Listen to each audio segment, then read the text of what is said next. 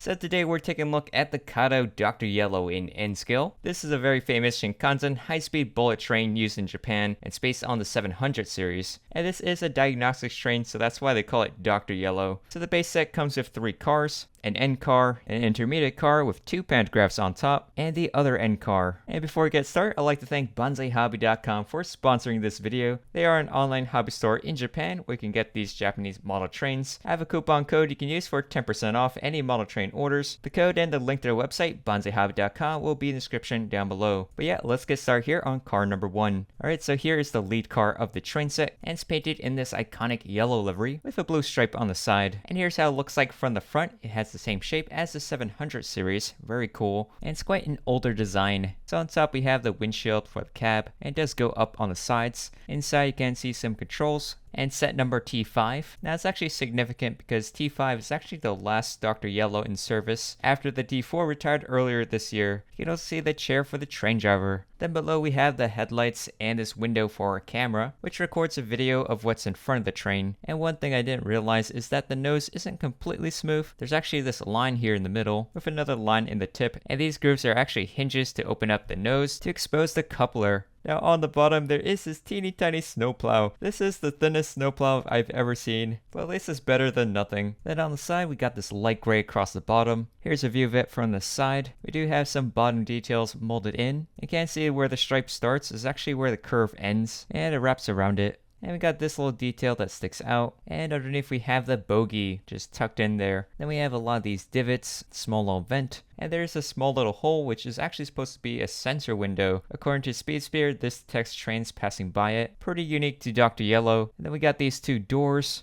One of them says T5, and it curves around the top part. And here's a regular door, some painted on details. This curved rain gutter. It's car number 1. You can see a little bit inside, and there's some molded in railings, and here's a molded in panel. Alright, next up we have the window, which has a black gasket, and there's just this gray wall inside. So yeah, after that there's more windows, and some vents at the bottom. There's a little nub here. And the rear bogie is a lot more exposed, you can see all that detail. This little divot here. And here we have the JR West logo and the car number. And these little rivets here at the bottom as well. There also is another car number at the top. And on the edge there is a gap for a yaw damper molded in. There also is a bit of a side cover that sticks out. Alright, so here's a look at the rear of the car, where we got the gangway and the coupler.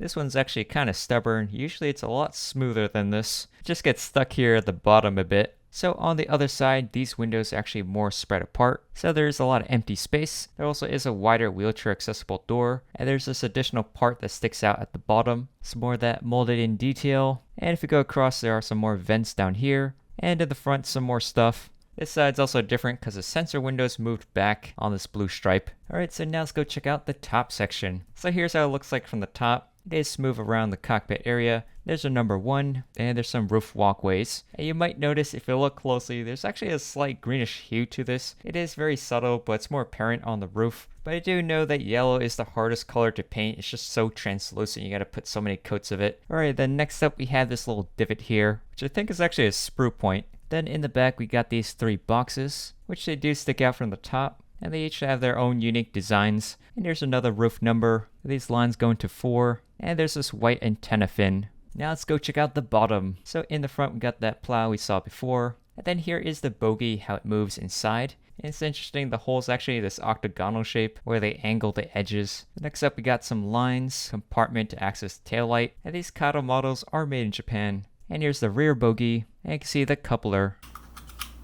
So you can see it has that butterfly path, and I think it just gets stuck here in the middle. So now we have car number 2. This is the pantograph car. So here in the front, it's pretty much the same thing on the ends. Then here on the side, we have this extra wide door with some steps at the bottom. Then we have these 2 windows, and on the bottom there are some vents going across, and some more windows. And here's a look at the bogie, and here is the other end. It's pretty identical. So then on this side, there's a bunch of windows going across, pretty evenly spaced, and there's a door at the end. Alright, so now for the top section, here's how the roof looks like. We got two number 2s written on the roof, and there's this cable running along the middle, which goes along to the pantograph system, and this is where they draw power from the overhead lines. And on the edges, there's some soundproofing walls, which get wider in the front and narrow in the middle. And it's actually pretty interesting that there's two sets of pantographs, and they're both facing the same direction, and there's a bit of detail of some insulators. And then in the back, we have this thing that slopes down to this cable.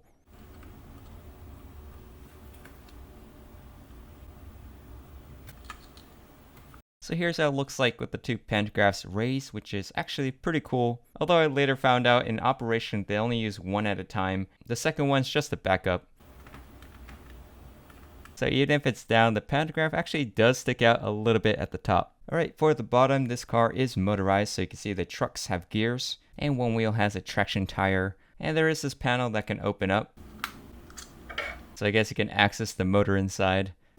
A bit of molding at the bottom, and here's the other truck. Alright, so here is car number 7, the other end car. Now how's it different from car number 1? So the main difference is the window layout. Car number 7, one window by itself and then a gap and a bunch of windows. And obviously it's going to say car number 7 on the top as well. But another difference is on the bottom. It doesn't have that extra panel that is present on car 1. The rest of the bottom detail is also different. And if you take a look at the other side, again the same window layout, and there's some vents at the bottom. Another difference is on top, this one only has 2 boxes, while in car 1 there is an extra one in the back. Now underneath it's almost identical, just car 7 doesn't have that extra thing at the bottom. So to combine them, you simply push these couplers in together. It's pretty easy. Alright, so here it is assembled, the 3-car set. It's relatively short, so I think we'll need to use the expansion set.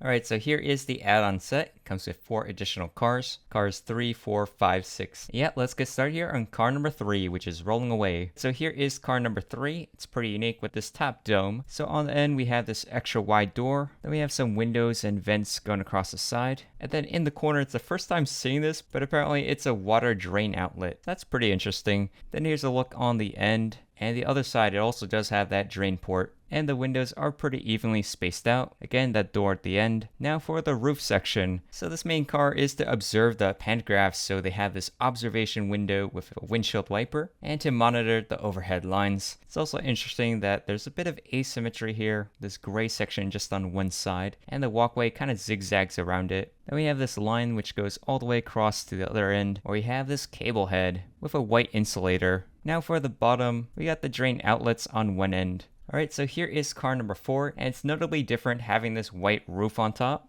It also has this unique bogie with this bar at the bottom. These are used to measure the rails and the rail condition. There also are these holes at the top that you won't find in the other cars. Then we have some windows at the top, and there's a special window with a rain gutter, so it's probably for the conductor. And on the other end we have 2 more windows, and this wide door with some steps at the bottom. Alright, then here's the end, and the other side the windows are placed differently. So the roof is painted white, which is unlike any other car, and this is used to prevent heat expansion from sunlight for more accurate measurements. Then on this end we have the other cable head, which links up to this yellow cable which goes all the way across to this part. Then on the bottom, it does have that extra bit in one corner. So this is car number 5, special with this module at the top. So on the end, we got a wide door, some windows and vents, another door at the end, and a water drain. So here's the end and the other side. Again, we have that drain, and this is how the rest of it looks like. Alright, so for the top section, we got this extra attachment on the end, where the cable goes through it, and there's this trapezoid box thing with a hole in the middle, and it's pretty short, very low profile, with a hatch in the middle, and this cable goes across to the observation dome, which we saw before, but it's a bit different from car 3, because it has this longer yellow part instead of the gray. Now here's the bottom, pretty simple, just those drain pipes on the end. So here's car number 6, the other pantograph car. This one is different. If you look at it from the side, it does have one less window than the other car. Then on the other side, we have a lot more windows. Compared to car 2, it's pretty sparse. And then for the top part, it doesn't have that cable in the middle. So this car actually doesn't have a motor, so it has regular bogies, and it's a lot lighter than car 2, which has the motor inside. Alright, so here is every single car. Now let's combine them into a single train. Alright, so here is the train. It's actually decently long.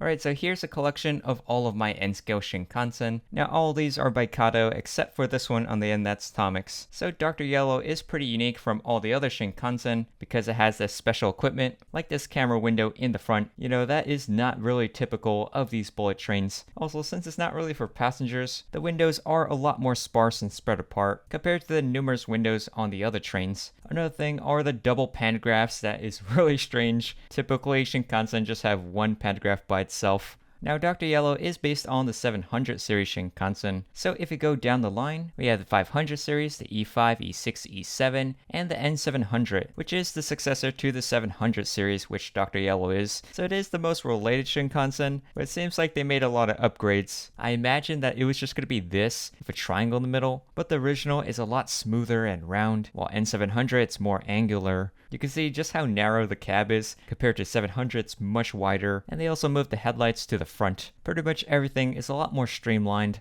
Now, one thing I've noticed that Dr. Yellow doesn't have a windshield wiper, which should exist in real life, and that is present on the N700 and all of my other Kato N-scale Shinkansen, but it's not on the Tomic's. Now, ironically, the Tomic's Dr. Yellow does have the windshield wiper, so that's one thing Tomic's has over Kato. Another difference are the windows. They are a lot narrower on the N700, which is chunky on the 700, but they do share the same electrostatic antenna. Before the pantograph system, this one is way longer, and designs are quite different. Dr. Yellow has a lot more insulators and all these little details, while the N700 has a more streamlined design. It's very clean and simple. Another difference, if you look at the trucks, the N700 has sort of this shroud cover, which drops low. The 700 is more exposed, and you can see the top of the springs. Also notice on the N700, the rivets are a lot darker and more defined. Compared to Dr. Yellow, it's pretty shallow, so maybe the Kato Dr. Yellow uses an older mold. So Bonsai Hobby also asked me to review these as well. This one's called the Rail Bath Ahiru-chan, and it's from the brand Tsugawa. And this is just a joke train, so definitely not prototypical.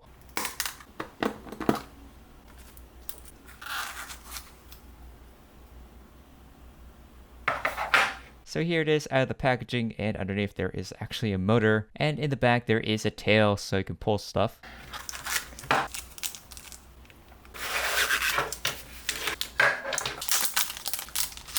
So apparently you can pick which expression you want for the duck eyes. And this metal pin is a spare just in case this thing falls off. You can drill in a new hole. So this one has a duckling. And this random wash bucket.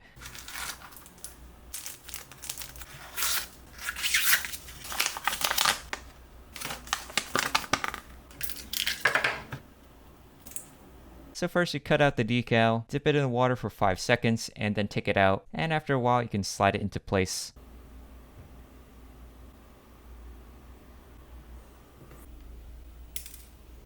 Alright, so here is the rubber ducky train. We've got the mama duck, the duckling, and the water bowl. After I added all the decals, not gonna lie, I did not imagine myself ever reviewing this train, but at least it's kinda cute. And it does have these coupling rods.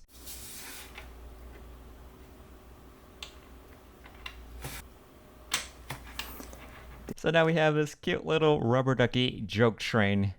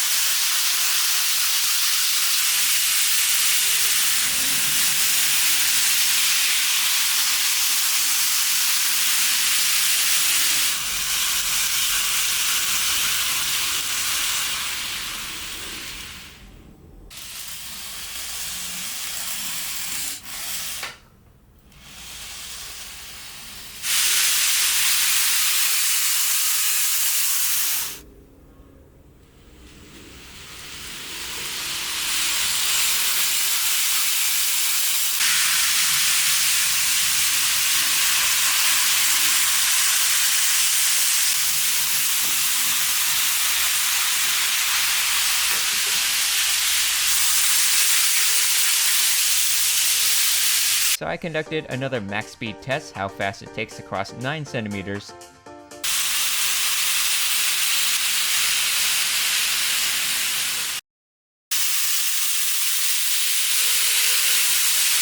So it took 0.099 seconds, which is 90.9 centimeters a second, which is 3.27 kilometers an hour. Converted to real life scale is 523 kilometers an hour, or 325 miles per hour, which is 148 miles per hour faster than the real thing. And compared to my other models, it's faster than the E7, but slower than the E5 and the E6.